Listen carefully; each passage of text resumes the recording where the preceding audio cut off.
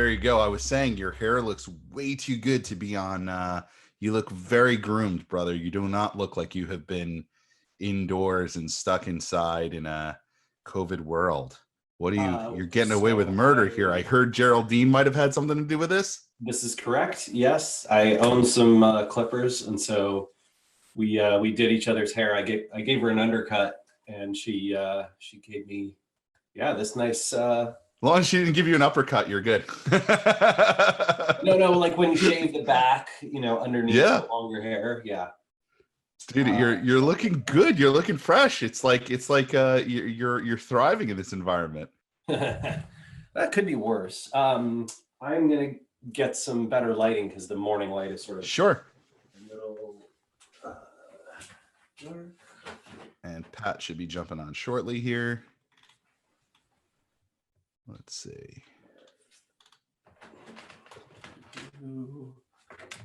Just at noon, so we're gonna. I got this fancy LED thing. Supposedly. Nice. Supposedly, this is how the pros do it. That is not the plug. It looks cool. Ooh.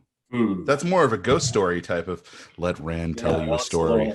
It's a little much. I don't know. Let me lower the. Can I bring that down? Reminds me of that awesome New Yorker cartoon you put in Read the Room.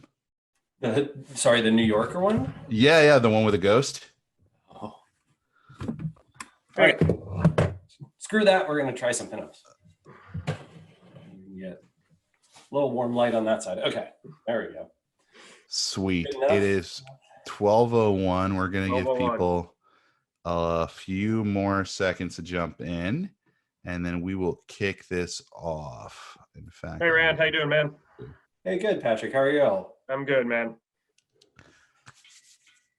You know what? Let's kick it off. We'll people will jump in. It'll be great. Welcome, guys. Thank you so much for joining us for another episode of Search from Home. As usual, Stefan Bajayo, your host, along with Patrick Reinhardt, who in this case is down here. You're over here. Yeah, we're always trying to figure out how Zoom decides where. And we've joined the best groomed man in the business, to say the least, let alone the infamous, if you don't know him by now, well, I don't know where you've been, Rand Fishkin, founder of Moz, co-founder of SparkToro, author of possibly the best business book I think I've read or heard, I should say, in a really long time, because I felt like I was hearing partially my own story and the story of Conductor, which is Lost and Founder. If you have not checked that book out, if you're a voracious reader like some of you are, by all means, buy the book and look at it. If not, you should be listening to it on Audible. It's actually kind of cool to hear Rand talk about his own story in his own voice. So even though I had started reading it and read most of it myself, I'm not a big reader. I like to hear things. Having Rand tell you his own story in his own words is awesome. So Rand, thank you so much for joining us today. I'm so excited to have you here. You've been a mentor to so many people who are on this meeting now, and you have so many great insights to share. So I'd love to get into what's going on in marketing and COVID-19. My pleasure, Stefan. I did tell my wife that I agreed to do something at 9 a.m. Pacific, which is, I have not done that in 2020 so far. I've said no to everyone. And with the exception of your fine self, I did make an attempt. An attempt was made. No, you're right. You're right. And it's funny. Ian and I were just talking about this on the show 2 days ago. We literally said, I told Ian, I got Rand to come early and didn't move the show for him. And I said, we're going to keep the time no matter what, even though Rand really did push to go to a different time. And Pat goes, that's probably going to be part of the topic of the show when he gets on. Oh, and I'm like, yeah. Well, I mean, if you're wondering why my voice sounds all scratchy and, I only look like I got 5 or 6 hours of sleep last night, this is why. Dude, we'll take you any way we can get you, even if it's in a sleepy state. Your insights are phenomenal. We're so happy to have you. Hopefully you've had some coffee this morning. I too am a night owl and not really getting much sleep. First and foremost, how are you doing? Like, you're in Seattle. It was originally the epicenter. I'm in New York, which is now the epicenter, New York City. So how's it going? I mean, Seattle, so Seattle is much less scary, I think, these days, right? We are in the situation where it appears as though it's unlikely to overwhelm our hospital system, our ventilator system and supplies, our personal protective equipment. So it looks like by social distancing early, and I think Seattle is, you're sort of very lucky. You have an extremely conforming city, right? So I think for folks out there who are like familiar with how Europeans sort of like feel about their government, that's kind of how Seattleites feel about their government. They're like, oh, there's a government order. It's important that we stay home, and everybody's home, and everybody shames everybody else into being home. And so it's just a very, very compliant city. We were also one of the earliest places to respond. So I think it was February 28th we started lockdown.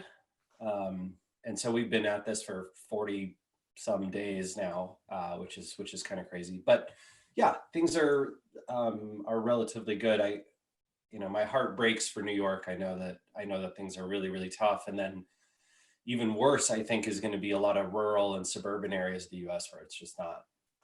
Yeah, they're not ready. They're not ready. They're not ready Nope. for, I think, what's coming. And they've can't. been under a false sense of security that like, this is a very different world. So I think, like a lot of people, right, I go through the cycle of, I can't think about what's going on in the outside world. I'm just going to focus on my work. And then, no, I feel too guilty and terrible. I have to check the news and read all of that. And then, okay, what can I donate to? What can I do? Who can I help?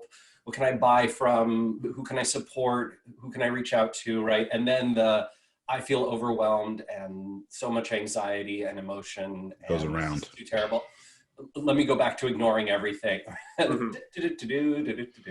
So I think that's how I think that's how a lot of people are, especially if you're thoughtful. I don't know how else you can be through this, but yeah, we, in addition to that, SparkToro is launching in 2 weeks. So I was going to ask you. So how does that? Let's talk about that. You make a major shift in your life and your livelihood and almost where you're expending your effort and your thought process and arguably your genius is put there, or not arguably, but putting your genius there. And now the world flips out from under you. Yeah. Well, what do you do? So, Stefan, do you remember the very first SMX East in New York? I think you were there in 2008. Yes. So the day Lehman Brothers collapsed. It was right that around. Was that same day, right? And I'm a 20-something kid, right, in New York for one of the first times professionally, maybe second or third time professionally, and I was basically going to launch Linkscape, Moz's big link indexing effort of the web, which was our sort of big innovation. That's the thing that like made the company take off, and we grew 100% year over year for the next 7 years, and like all these wonderful things. But that day was our launch day. So the financial crisis sort of sucked all the wind, all the air out of the room. All the press that was going to cover us, kind of mainstream press, right? They were like, we don't have time for you anymore. Yeah. All that kind of thing. And yet, to be honest, right, I think partially this is because I had blinders on and I could think only about Google rankings, right? I just did, nothing else mattered to me at that time. And so it ended up being just fine. We were profitable 6 weeks after launch. And a big part of that was because of the community that we had built. Enough of them had enough money and interest and need for the product that it worked out okay. And my suspicion is this time will be similar. This is, I think, unfortunately, a much worse economic crisis, at least in the short term and maybe in the long term as well. But, we have, a lot of early access and beta customers who signed up for SparkToro and kept paying. Miraculously, we keep looking at our stats, and I send out a personal email to everyone who's about to be credit card charged. I'm like, hey, I know it's rough times. If you want to cancel, you should cancel now. We don't want to bill you if you don't want to be billed.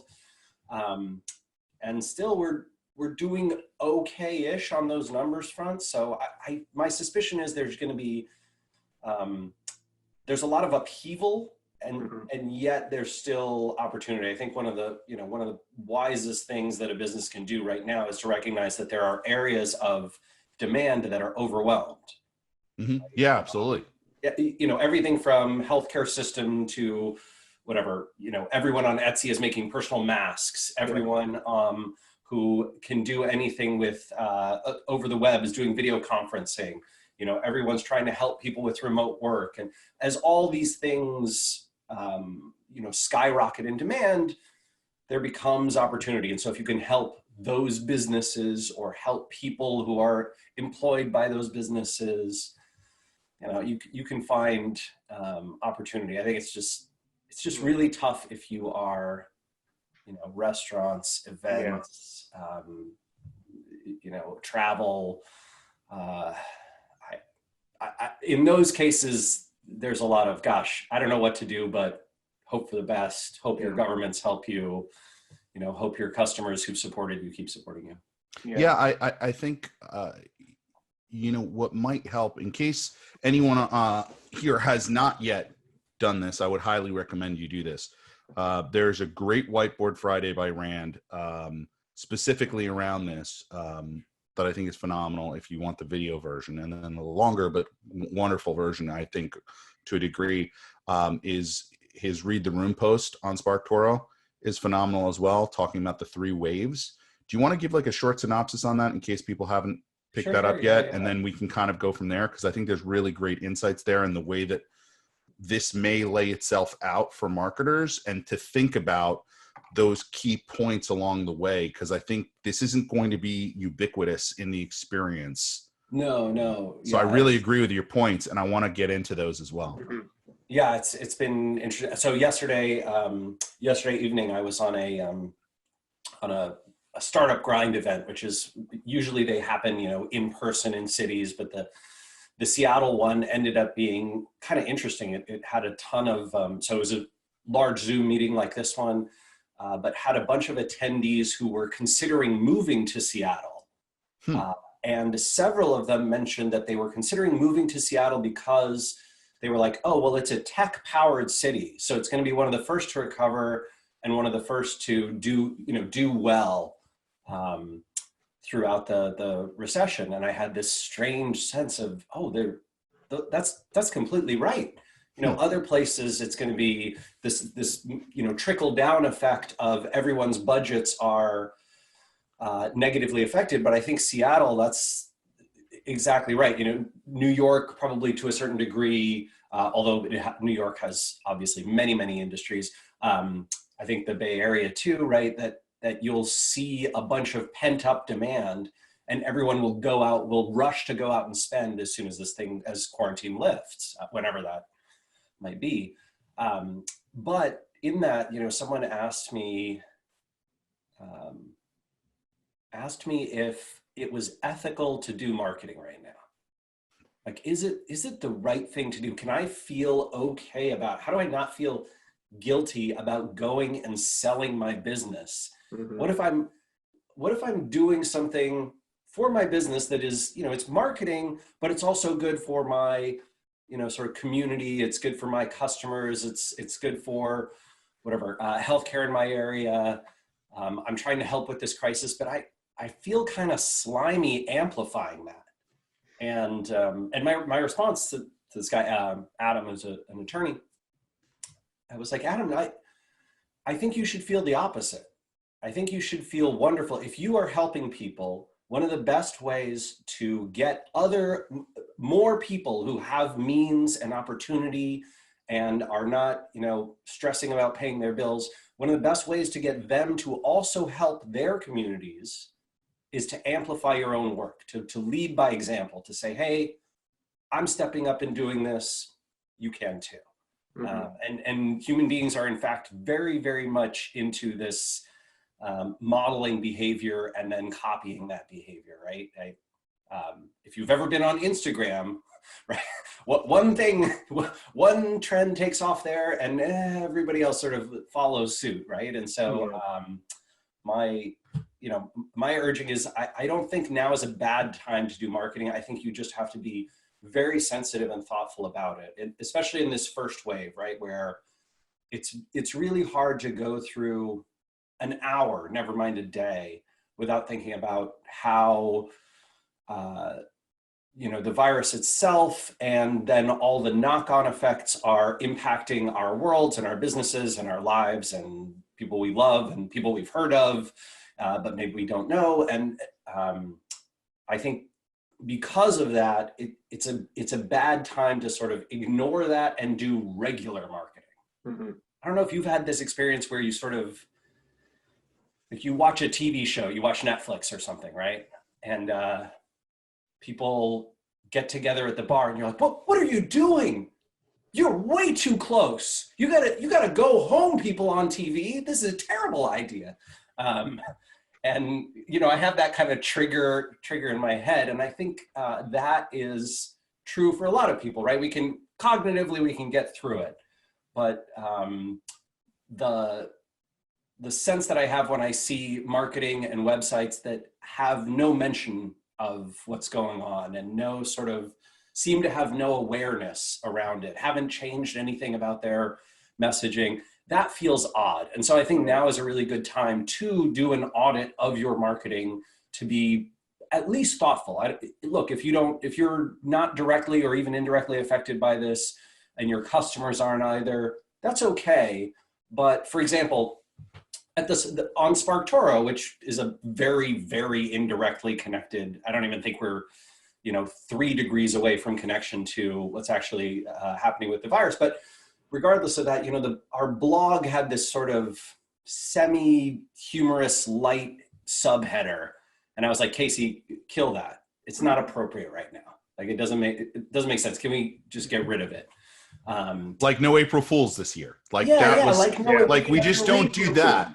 Yeah, it's just certain things are gauche or like out of they're not. It's just we can't make light of things. At the same time, balancing that with like some form of human aspect of normality. And I almost wonder, Rand, just to kind of point us in this direction, you're stating something that I say this is on my favorite shirt, right? Which is like, yes, you're not helping people, you're just selling stuff, right?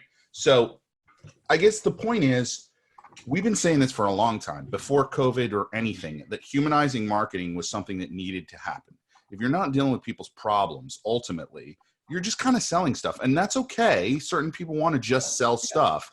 But I think creative marketers... It's a hell of a lot less effective now than it was 6 weeks ago. But I even think 6 weeks ago, I'd almost argue that 6 weeks ago, we just weren't recognizing the fact that people still wanted to solve their problems. It's just the problems are now more ubiquitous and understandable to everyone because we're all having the same damn problem. It doesn't matter your background, your status, your economics, your race, your gender. Everyone is going through the same human experience to a degree. Yes, some have lost their jobs where some haven't, but we're all kind of going through this at the same time. So there's a common humanity to it. And if you don't respond to that with some form of humanity in the way that you expect to have people take action, it feels off. It just feels wrong, right? Well, so I mean, but you also have to be able to, you have to be comfortable addressing it, and every company should, have some, but you also have to be okay not addressing it. Because I think it's still okay, Rand, to your point, it's still okay to run your business. Like you're saying, you sent personal emails out saying, hey guys, I'm about to charge you, and I just want to make sure that's cool. I think that's great. I think that's really cool of you to go and do that.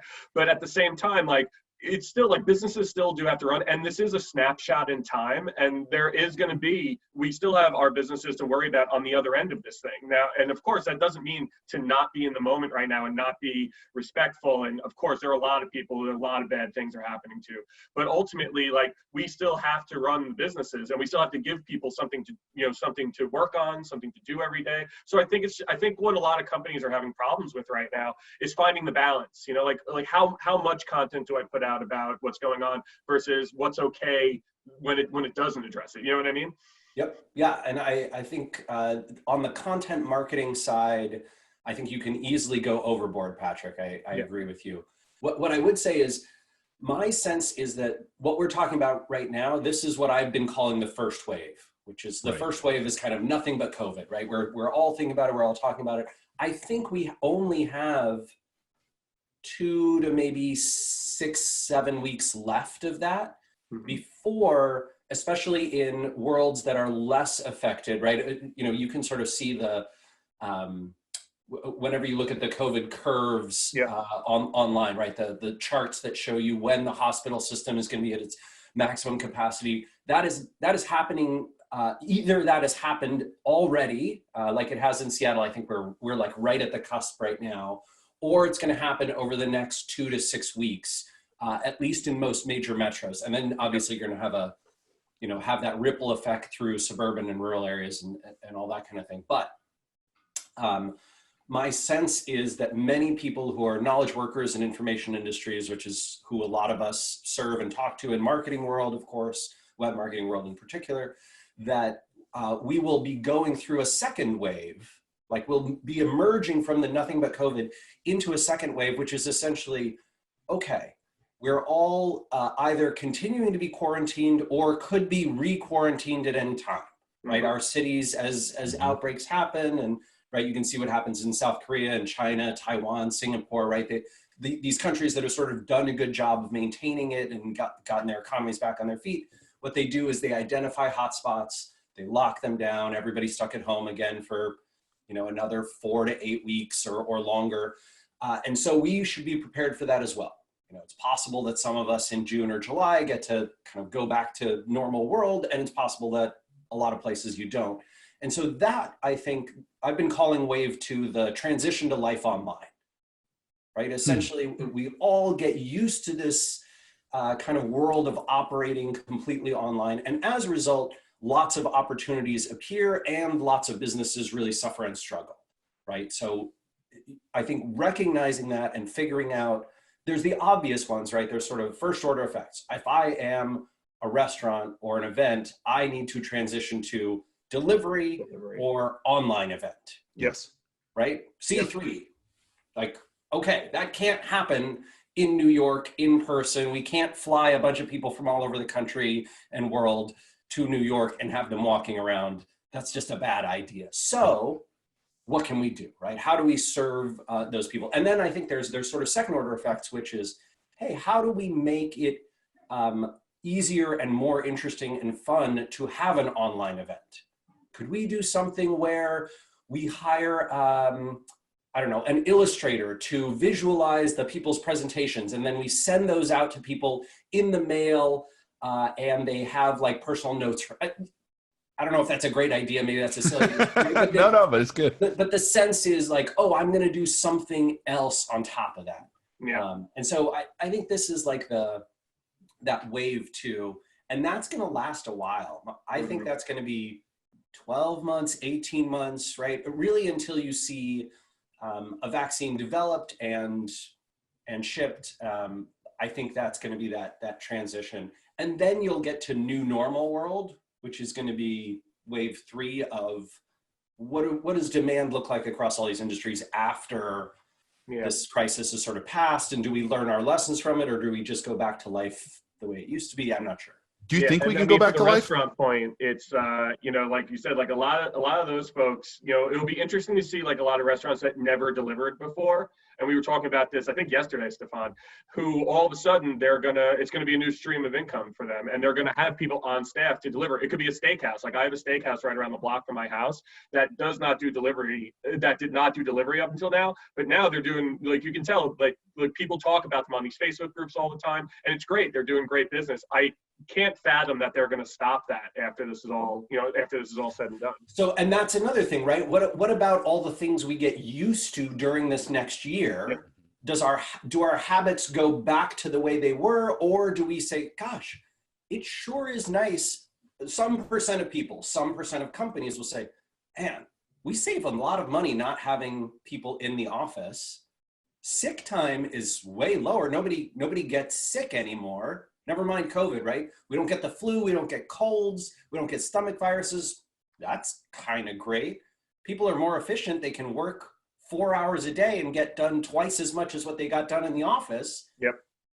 Hey, maybe we switch to remote only, right? And then there'll be some businesses that doesn't work at all, and they go back, right? They go back to having an office. For a lot of people, I know parents with kids who are basically like, no, this is my nightmare. And I know people who, parents and single people who are basically like, no, I love working from home. This is fantastic. I could get really used to this. And so I think there'll be habits that form over these 12 months that are tough to unwind. If you are a very clever entrepreneur or marketer or product person, I think you will figure out not just the first order effects, not just restaurants start delivering, but oh, restaurants that deliver need X. People who become delivery drivers need Y. And you turn into, I think the classic analogy is like the, we don't go mining, we sell pickaxes. Yeah. And I think there'll be a lot of pickaxe sellers who recognize what happens in wave 2 and how new normal in wave 3 persist. And they're gonna help those folks. And that is gonna be a lot of opportunity and growth. Sure. I'll throw out 2 ideas I've been thinking about recently. Like one, I think just hearing you now, even on the idea that people might not go back to work, I think renter's insurance changes. So I think like the concept that you're going to be in your house, right? I was thinking about the bad things that happen when people go outside. Like we've seen, I think there were stats about New York City and just like obviously the murder rate's gone down and all of the things, you're not, thank God you don't have school shootings. You don't have things that are very, public focused, right? Or that happen in groups of people. You also don't have all the wonderful things like live entertainment and wonderful things that we all enjoy. So there's a lot we miss out on. But the idea that you now spend a lot of time at home, obviously that's created more problems in negative ways with domestic violence. It's created problems with, I'm sure people are lighting candles, doing things in their houses they might not otherwise have done. And so from a renter's insurance perspective, maybe, I don't know, if you work from home, maybe your company covers that insurance portion of your home, something like that. That might be something cool. But then I also think about a company like, you can look at established companies and kind of think about how they could evolve. So I'll give you a perfect example. This guy down here, Pat, has a Peloton. And Pelotons cost, I believe, because I looked into it because I'm in an apartment and I'm not leaving. My wife is pregnant. I'm immunocompromised. And I'm definitely not leaving. Like I hardly leave my apartment. Yeah. But I need to exercise because the 19 in COVID-19 right now is the amount of weight I've gained in the last 4 weeks. It's a joke. I'm sorry, guys, not trying to make light of the situation, but at some point we need some form of levity. And this is the best non-dad joke I could throw, or maybe it is a dad joke. Again, we'll find out as soon as I have the kid if my jokes change. But thank you. But point being, Peloton's $2,500. Their real model should be Netflix, right? I mean, it's the $50 recurring revenue stream that business has. That, though. Right. No, they have it. That's my point. They have the $50 stream. The barrier to entry is getting the actual physical item. The physical item is $2,500. If you made that item half the price, right, you would be indoctrinating in a time and place where people don't have many other options. You'd be indoctrinating a lot more folks into the subscription model. Which then, once you have that, they may say, I don't want to go back to my Equinox or to my New York Sports Club, which, by the way, New York Sports Club, I think recently just got in trouble in New York, or their parent company did, because they were still charging people the monthly fee, even though the gyms were closed, right? So already you have a negative sentiment going on here in a market, and you have the potential to solve it here, especially from a brand who just got like slapped in the face for the way their ads were coming across previously, right? So they have this unique opportunity. The question is, does a business recognize that either from a price point or from a delivery perspective to either evolve as a business or in their business model?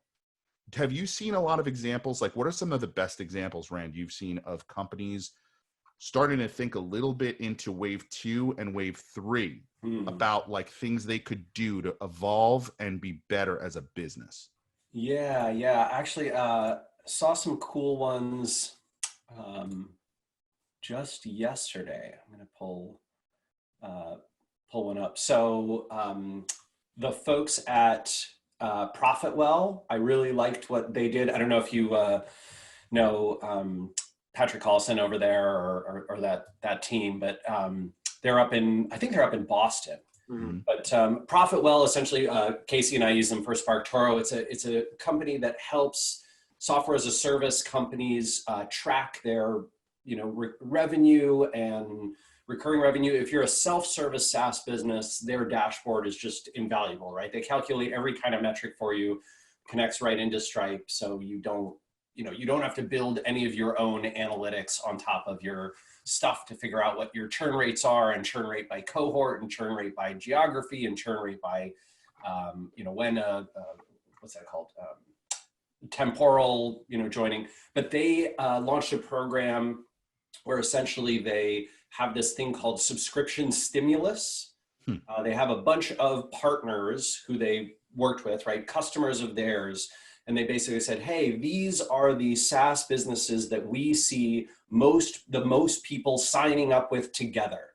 Like from this group of 20 companies, you are often signing up for 5 to 10 of these as a business, right? It's things like whatever, your GitHub subscription, and your Amazon Web Services, and your whatever, SEMrush or Moz or what have you, right? And so let's package these together. And if you are buying from them right now, you can just go ahead and take 10% off the top of your subscriptions.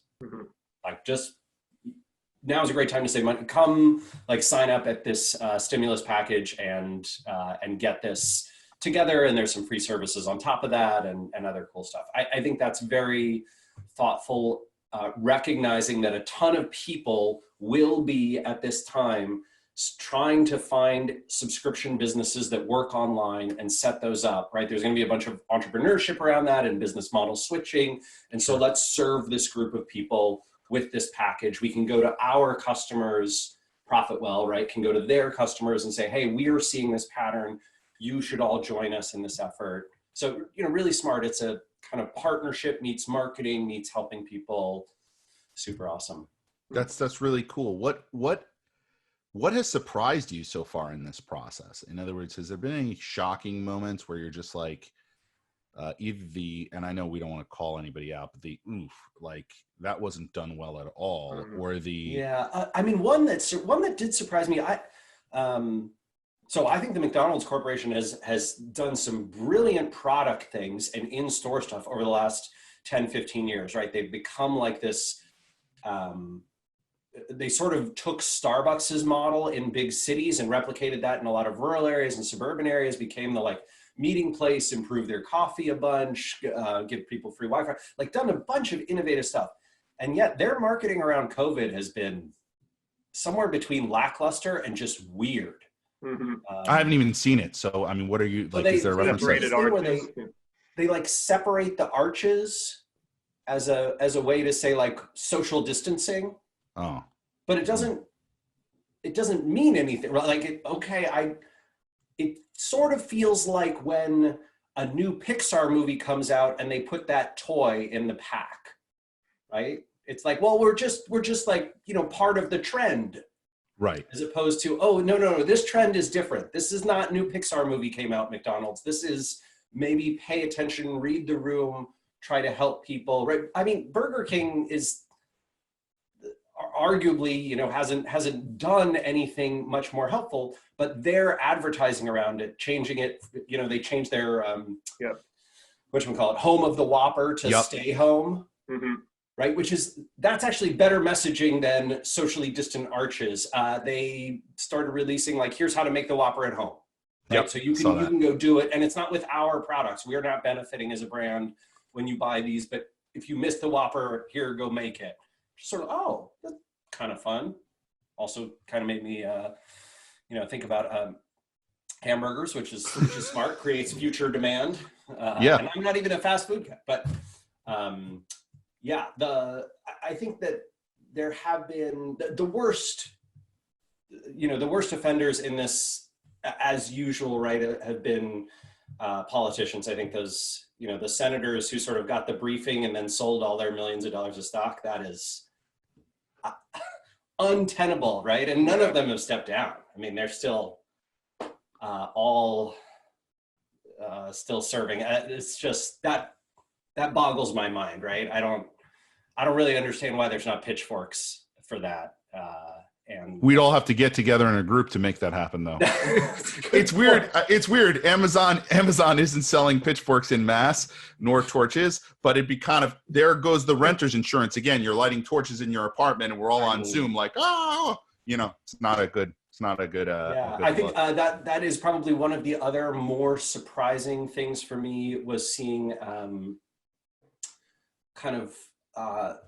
so obviously I think that, the last 50 or so years of the Republican Party in the US has been very, government hands off of business, and like private market, that kind of thing. And so to see them agree to trillions of dollars of stimulus, shocking, absolutely shocking. That I think many people on this call would probably point out, but Rand, you can see how corrupt it is and like how it's benefiting big business. I agree with that as well. I get that it is not fairly or wisely distributed. It's not going to people who need it the most in a lot of cases. And there's a bunch of things. We can take many issues with that, and we should, absolutely. However, I am just surprised that it happened at all. Mm-hmm. I am shocked that there was any, agreement of we should spend trillions of dollars to bail out big business, small business, send tiny checks to people that won't even cover their rent. Just anything. I am shocked that anything happened. That really did surprise me.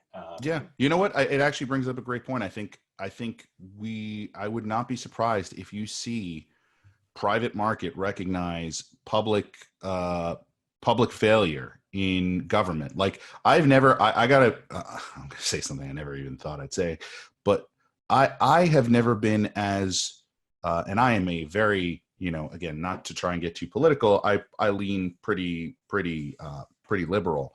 But like for the first time in New York City, I'm like, do I need a stun gun, or do I need something to protect myself? My Citizen app literally goes off during the day telling me there are muggings in my neighborhood, which doesn't happen, right? Like this is New York. This is not, and in the middle of the day, like it's weird, right? So you're like, what is going on here? And it creates this sense of maybe my government can't take care of me. Maybe they can't provide the, ventilators when we need them in a crisis like this. Maybe they can't do. And so now we're having to rethink, and again, not for the stun guns by any means. I'm just saying, perhaps business needs to step in, private business needs to step in and start recognizing where government falls down in cases like this, and then in general, and just say, much like a FedEx is better than a postal service to a degree, right? Yeah. Are there other aspects of this that need to change? Because we just can't do it as a government. Right, there's really two ways to view it, right? One is government has failed me, I should elect better leadership, right? And the other is government has failed me, the private corporations are who I should rely on, and self-reliance is what I should do. I need to start burying those beans in the backyard, right? You're gonna make me sound like a libertarian prepper. Which, by the way, if you look at my closet, it looks like that right now with all the toilet paper I have. I was about to say, you're not that far. No, honestly, I was one of the first to bounce out. I was like, Seth, dude, March 5th, I'm out. And I just went home, and he looked at me kind of cross-eyed, like, are you for real? And I'm like, yeah, dude, I'm not risking this. And like, and then like real stuff hit the fan afterwards. So maybe I got like a 1 week head start on shopping. You were just paying attention to the news in Seattle. Yeah. I have friends there. I visit there a lot. And I was thinking, hey, I go there. A lot of people go here. We might as well get ready. So I'm glad that people prepped to the degree they could. Yeah, I agree. I think definitely, hopefully voting. I mean, we're going to have to figure out how to do digital voting. Yeah. Somehow we can make an ATM spit out money anywhere in the world. I mean, Washington State, where I live, has always been mail-in only, right, for my whole life. So I just get a little ballot in the mail. Everybody does. Nobody ever goes anywhere to vote. And as a result, we have one of the highest participation rates in the nation, along with Colorado and Oregon, who also do this, and no known instances of voter fraud. Wow. That makes so much sense. It makes almost too much sense. It is the obvious and best and right way to do it, right? Yeah. It just like super clear. There's no one who doesn't have a partisan interest says it's anything but the right way to do it, right? This is how the military votes, how people overseas vote, how a lot of older folks vote. It's just the right thing to do. You know, Yep. it obviously is. And I don't know whether we'll see that. Unfortunately, I think that's one of those things where if it didn't lean one way partisan wise, it would be implemented immediately, right? The United States would forever after this be mail-in vote only. The problem is in the United States, if you get more people to vote, right? If a higher percent of the population votes, one party benefits, the other doesn't. And so there's a vested interest in the party that currently holds power in most of the states and federally to not let people vote. So, you know, that is definitely a frustration. I think, I wonder if this situation will make people more politically thoughtful, right? Because, you know, there's no precedent for this level of thinking. And, you know, historically, when we had, for example, the Great Depression, which, you know, was preceded a few years by the Spanish flu, which killed millions, by the way, not named for or originating in Spain, just to be clear. But that, you know, that cycle led to kind of massive public investment and a much more, much more thoughtfulness around how government should play a bigger role in society and make bigger investments in, you know, upgrading the United States' infrastructure and economies. I wonder if we might see something like that again. It feels plausible, especially if we have, you know, 30% of our workforce out of work in the next few years. I think that'll be really, you know, one of the only ways to handle it. Right? Yeah, I mean, there's also, I think, to your point, with that unemployment, I wonder where it goes, right? So will we have a boom in education? Online education was already pointing that way, right? So we already had to a degree, we had the tools for that. And now it's a question of, like, unfortunately, the 10 to 15% of Americans who are without broadband are also the most likely to be unemployed. Got it. And so you have a really, I think for folks who are going to be struggling and have been struggling in the past, this is going to hit way harder than for those of us who've sort of benefited. And it is relatively few Americans have benefited from, you know, the growth of the economy over the last 40 years. If you were already, you know, upper middle class or wealthy or rich, you've done quite well. But that's been quite few. And so I do wonder whether this crisis will cause a lot more people to think about, hey, how do we give more people some opportunity? Those conversations feel like they have been happening, but maybe they'll happen more. I think they'll happen especially more if the rest of the planet recovers faster and better, and the United States doesn't. And the US kind of looks around and goes, hey, how come Canada and Denmark and the UK and Italy and, like, they were all, you know, Spain, they were hard hit by this. How come their economies 2 years later are back where they were and ours wasn't? And it's one of these, oh, well, they kept everybody employed. Right? Like, it would be like really in Italy, right? Italy is complete lockdown, has been for months, but nobody lost their job, right? The government just said, pause. Everybody is on pause. You're all furloughed. Government will pay your wages, right? Or whatever. It will pay 80% of your wages or 90% of your wages, so long as your company doesn't lay off more than 10%, right? So as long as Conductor doesn't lose more than 10%, you don't have to worry about making payroll, right? The US government will take care of it for you. And that's sort of the Italian model, the Spanish model, the German model, the Danish model, the UK, Sweden, Norway, Canada, right? Like tons of these countries. And I wonder if that, you know, 5 years from now, we sort of wake up and go, oh, that seems like maybe that was the way to go, or not, right? It could be not that way. But technology poverty, essentially, or tech poverty, is essentially what you're getting at, is like having broadband. And, like, if we can just consider that to be, like, we have a poverty line in the United States, right? But what we really should also be measuring in this new world, especially, right, is, do you have, because if I can give you access to some of the greatest teachers, like they have master classes, okay? So let's say Rand, you did a master class in marketing. The only problem is there's a whole bunch of young marketers or wannabe marketers that won't have access to that because they could never get on the internet and get broadband. This is what fundamentally breaks my heart. You know, talent is equally distributed. Opportunity is not. Agreed.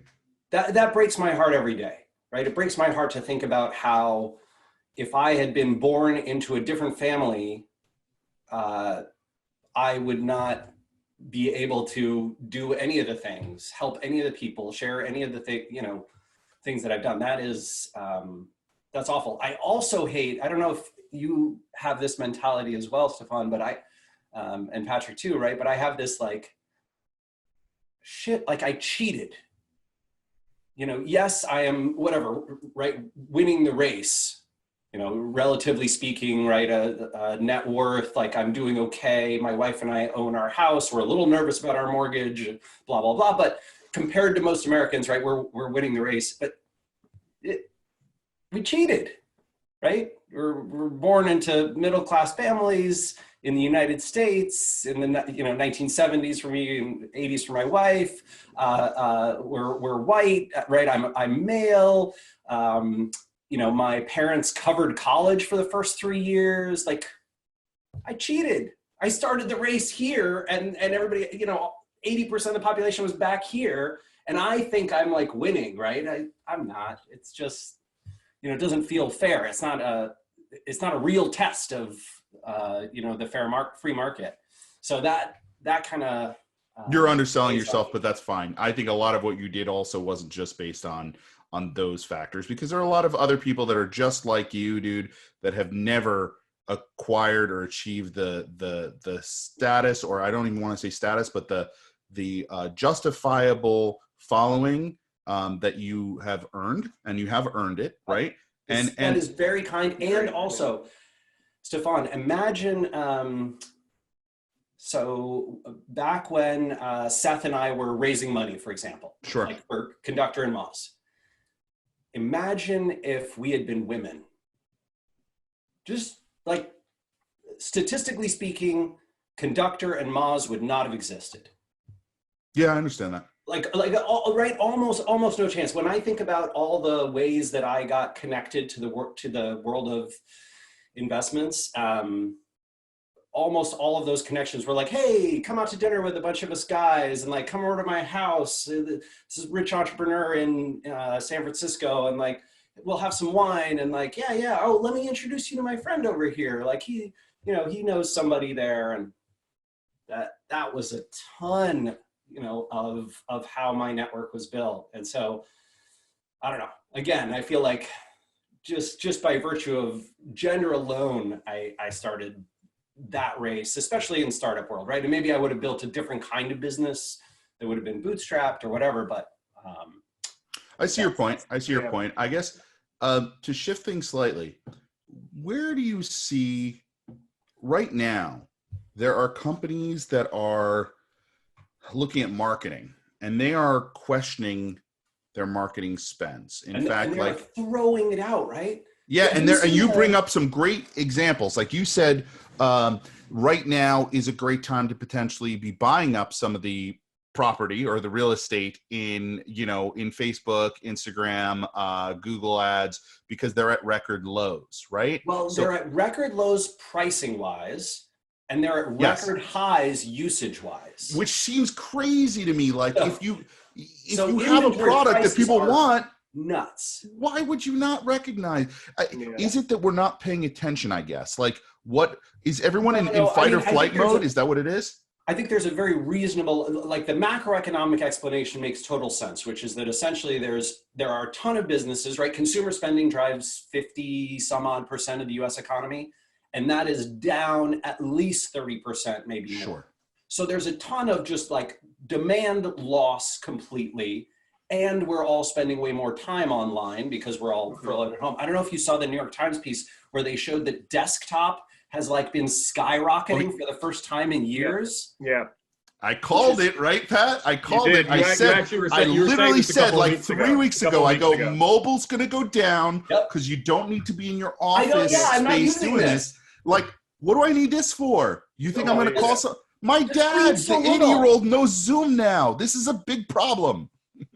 Yes, exactly. No, and I think whatchamacallit, right? Like we've seen the rise of all these other sorts of things. But my guess around this trend is that essentially, as that happens, there is a bunch of opportunity, but not enough people to execute on it. And so that opportunity will persist for a long while.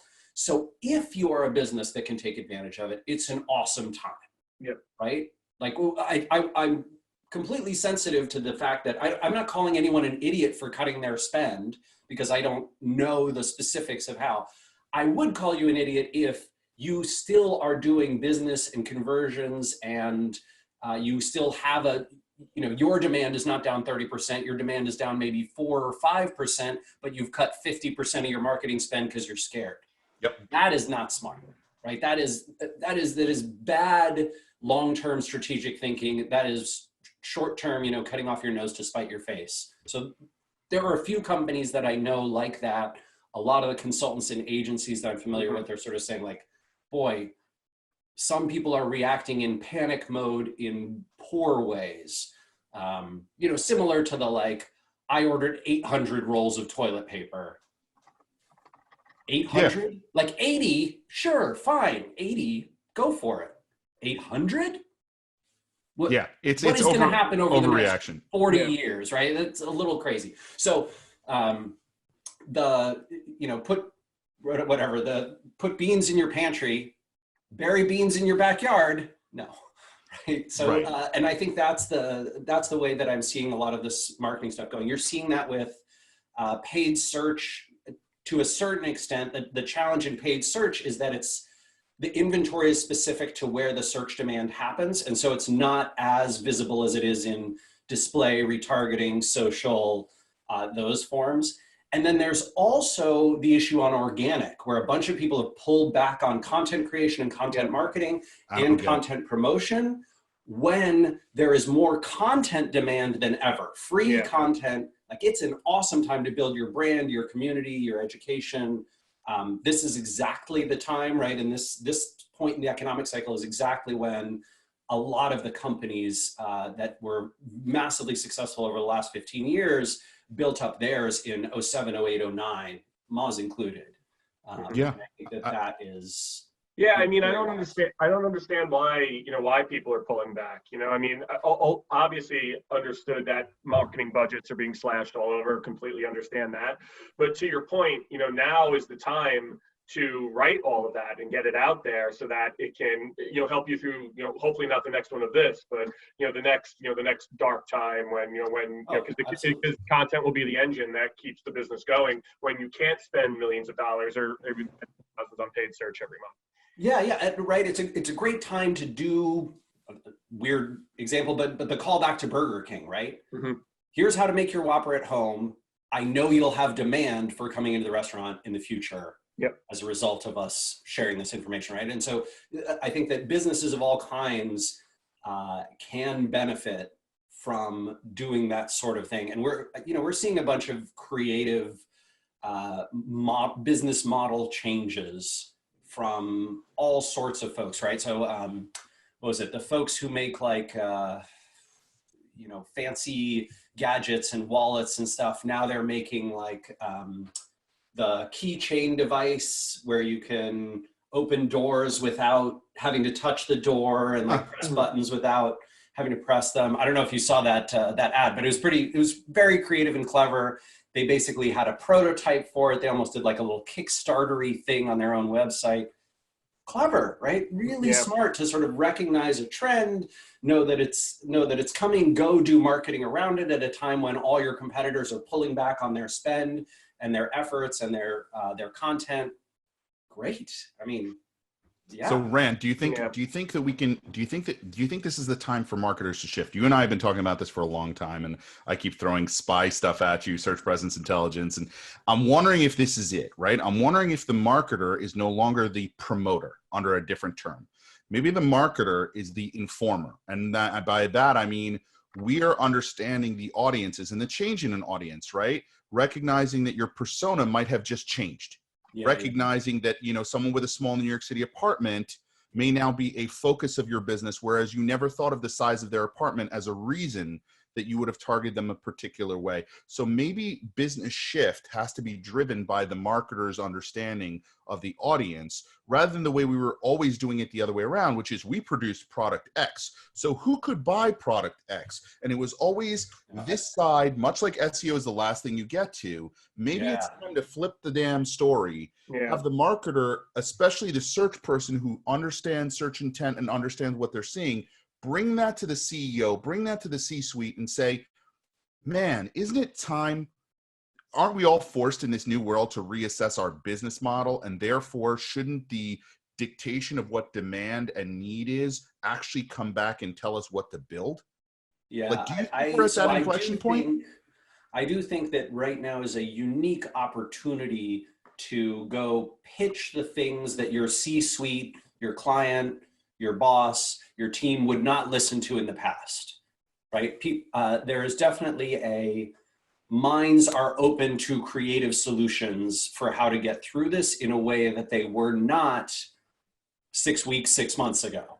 And so I do agree with you there. What I would say though, is I also want to be empathetic to the fact that because marketers are thought of by most businesses as being not demand generators, but demand servers, right?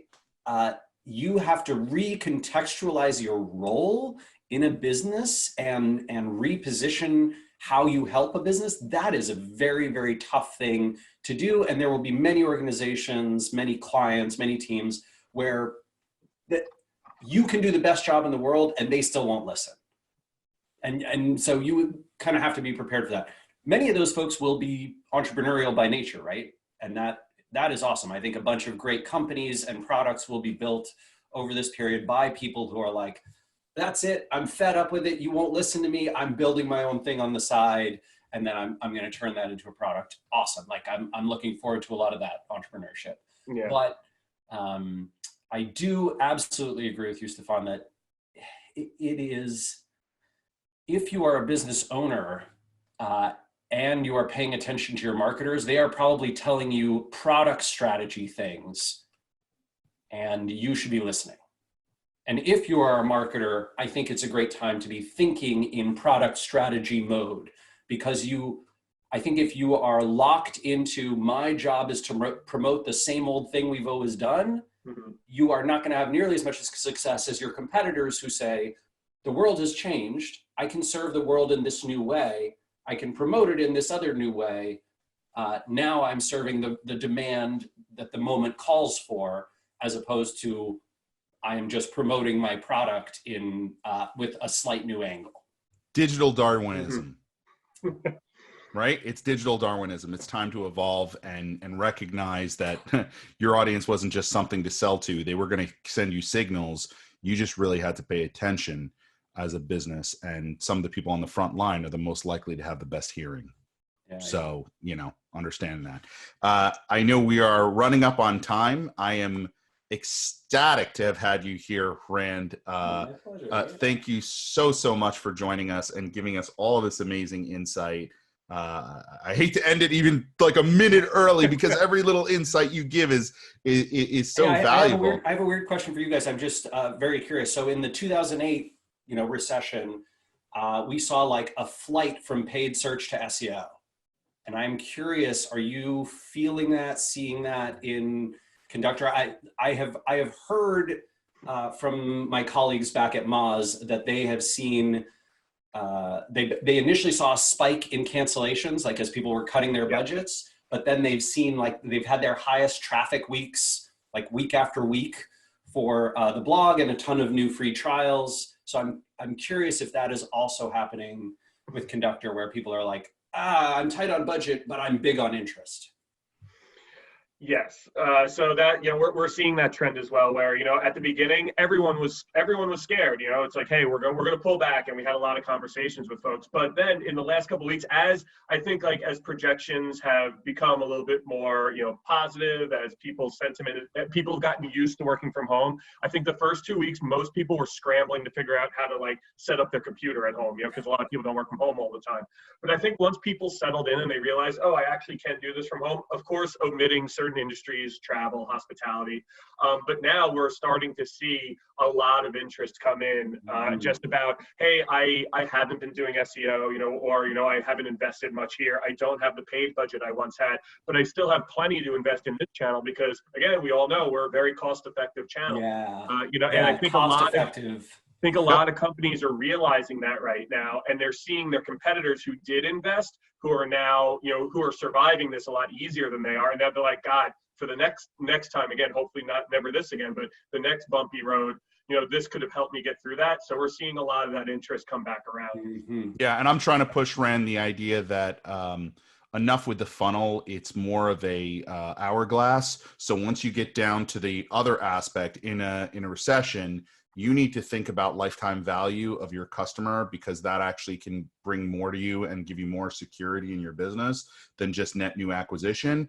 I think search has been thought of as a net new acquisition play more than it's ever been thought of as a deal with the customer, their issues, their problems. Right. We know this by this scrolling, infinite scroll parallax design of an FAQ page. I think that needs to change now. I think we need to start evolving, and companies are starting to recognize, like, hey, my consumer does matter to me. I will need to hold on to these people, especially if you're a subscription model or if you're trying to sell them upsells, cross sells. We want to be able to make sure they recognize those aspects. And I think more of the businesses we're seeing now are not just approaching from, I need more acquisition, because they recognize that those dollars may be drying up to a degree, or there are actually less of them to go around, but rather understanding that, hey, if I can talk to my customers beyond just sending them the same email about what we're doing about COVID over and over again, and rather make sure that when they're looking for problems they're having, they're finding us as the solution. Isn't that really solving the problem? It's reminding them that we're here for them when they weren't thinking of us, but we are actually the solution, right? So I think there's a lot of great things that are going to happen with search. I'm excited about it. I think that, I say that cautiously optimistically. We are still in a very much the first wave of what you've described. At this point, it's about help as many people as you can and get businesses to bridge their way into the second wave, because I think there will be great things on the other side of this. We just have to help as many businesses survive as we can. And that's why we're doing this show. That's why we're doing this every day. We're trying to do everything we can to help people, because we think that's what we should do. So. Well, please, if there's an effort that you folks invest in, that's sort of hey, let's all help, collectively fundraise for some organization, or, amplify to try and help something, please call on me. Right. I think one of the obligations of folks like myself who have a large network and a big, social megaphone is to amplify great things that can help other people. So please think of me as a resource. Thank you. Thanks, we love you for that. And among other reasons, thank you so much for all your time and giving it so willingly to all the folks on this call and everyone who will watch it. Thank you guys all for taking the time to join Search from Home. We appreciate all of you. Tune in next week. We have a packed agenda. I'll be posting it on our LinkedIn group. If you haven't checked that one out, please go and check that out. The recording of this will be there as well. Please stay home, stay safe, stay healthy, and enjoy the time with your families. Have a wonderful weekend, everyone, and we'll see you next week. Thanks, Rand. Bye, everyone. Thanks, Rand. Bye, guys. Thanks for having me. Cheers.